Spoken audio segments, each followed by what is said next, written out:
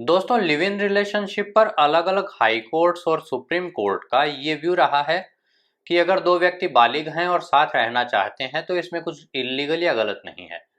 लेकिन live in की स्थिति पर शादीशुदा लोगों के बीच काफ़ी कन्फ्यूजन रहता है, खासतौर से तब जबकि किसी व्यक्ति की शादी हुई है लेकिन उनके बीच डिस्प्यूट्स हैं जिस कारण पति पत्नी साथ नहीं रहते।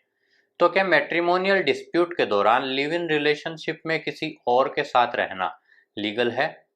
तो आज हम इसी मुद्दे पर बात करेंगे ताकि ऐसी परिस्थिति का सामना कर रहे काफ़ी सारे लोगों को इस बारे में क्लियरिटी मिल सके।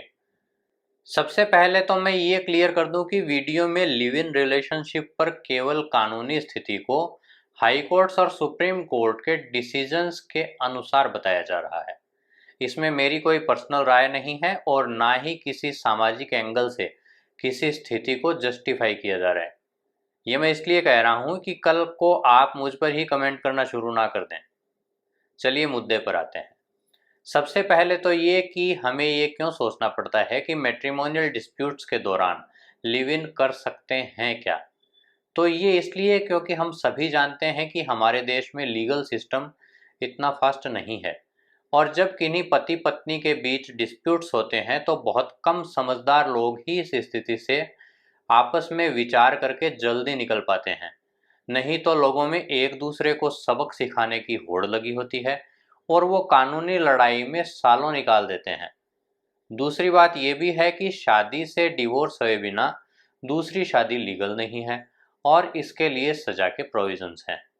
यानी किसी शादी में डिस्प्यूट्स हो जाएं तो उसमें कई सालों का टाइम भी लग सकता है और पति पत्नी दूसरी शादी भी नहीं कर सकते।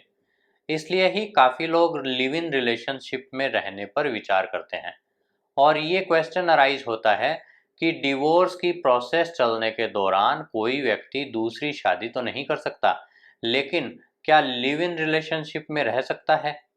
तो इस स्थिति पर 5 जुलाई 2022 को Punjab and Haryana high court ने Kedari and others versus state of UT Chandigarh and others के मैटर में अपने जजमेंट में इस स्थिति को क्लियर किया है। इस केस में जो पैटिशनर्स थे वो आपस में लिव इन रिलेशनशिप में रह रहे थे और दोनों का ही अपनी मैरिज पार्टनर के साथ लीगली डिवोर्स नहीं हुआ था। इन दोनों को इनके रिश्तेदार धमकी दे रहे थे, इसलिए इन दोनों ने हाई कोर्ट में प्रोटेक्शन के लिए पेटिशन फाइल की। इस पेटिशन पर हाई कोर्ट ने दो मुख्य चीज़ें कही। पहली तो ये कि right to life and liberty हमारे कॉन्स्टिट्यूशन का बेसिक फीचर है। किसी भी व्यक्ति को कानून को अपने हाथ में लेते हुए किसी का राइट टू लाइफ खत्म करने का कोई अधिकार नहीं है। दूसरी ये कि कोई भी व्यक्ति जो मेजर है उसे अधिकार है कि वो अपनी मर्जी से अपनी पसंद के किसी पार्टनर के साथ रह सकता है। Punjab and Haryana high court की ये दोनों ही बातें इंपॉर्टेंट है क्योंकि जब कोई पैटिशनर कोर्ट में ये रिक्वेस्ट करता है कि उसकी जान को खतरा है तो ये नहीं देखा जा सकता कि वो जिस रिलेशनशिप में है वो लीगल है या इलीगल, क्योंकि अगर कोई व्यक्ति कुछ इलीगल भी करता है तो उसको सजा देने का अधिकार केवल कानून को होता है। उसके रिश्तेदार उसके साथ कुछ गलत करने के लिए कानून को हाथ में नहीं ले सकते। दूसरा ये कि किसी वयस्क व्यक्ति को किस पार्टनर के साथ रहना है ये डिसाइड करना भी उसका खुद का अधिकार है। अब आप कहेंगे कि लीगली डिवोर्स होने के पहले अगर कोई व्यक्ति लिव इन में रहता है तो उसे एडल्ट्री माना जाएगा। ठीक है, लेकिन एडल्ट्री केवल एक आधार बनाता है डिवोर्स लेने के लिए। इसके लिए कोई सजा के लिए प्रोविज़न अब नहीं है।